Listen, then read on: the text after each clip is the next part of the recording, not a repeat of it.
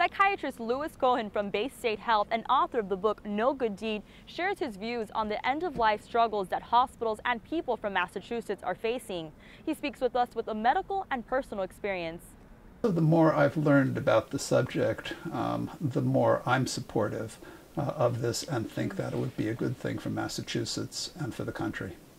I decided to start interviewing some of the nurses here at this hospital. The nurses were accused by a nurse's aide of having murdered a patient. And really what was at stake was they had not murdered a patient. They had stopped dialysis and were helping a patient to die. Aside from Louis's medical experience, he recently endured a loss when his mother-in-law died from a terminal illness. Myra Burzoff was a 92-year-old woman who had lived a very vibrant and full life. She developed emphysema, became oxygen dependent, ultimately became housebound, and her world kind of shrunk. Leading up to Myra's death, she asked Louis if he could help her die.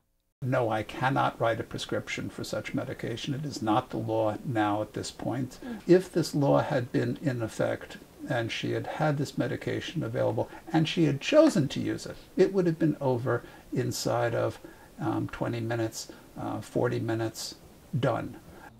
Louis is not the only one going through heartache while supporting the Death with Dignity Act.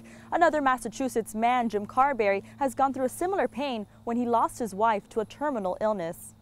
I really don't understand why people are opposed to it, I have to say. In 1995, Jim's wife, Margie, was diagnosed with a clivochordoma, a rare tumor that in her case was found at the base of her skull. Immediately, Margie only had one goal. She wanted to know if she would live long enough to see our youngest daughter graduate. Our youngest daughter was 2 at the time, so Margie would have to live for 16 years to make that. So every decision she made medically going forward, the underlying criteria was, will it help me get to that goal? She endured 4 surgeries, had a titanium rod installed in her neck, had a tracheostomy tube inserted, suffered permanent double vision, and went through 44 doses of powerful radiation.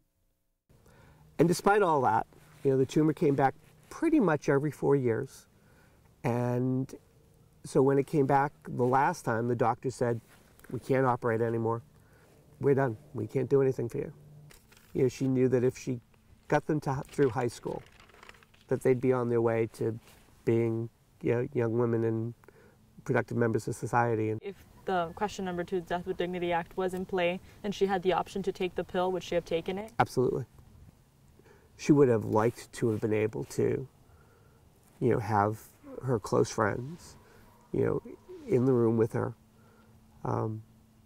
telling stories and listening to music, and she would have taken the medication and drifted off. And I had promised my wife that I would do what I could to make sure nobody would ever go through this again.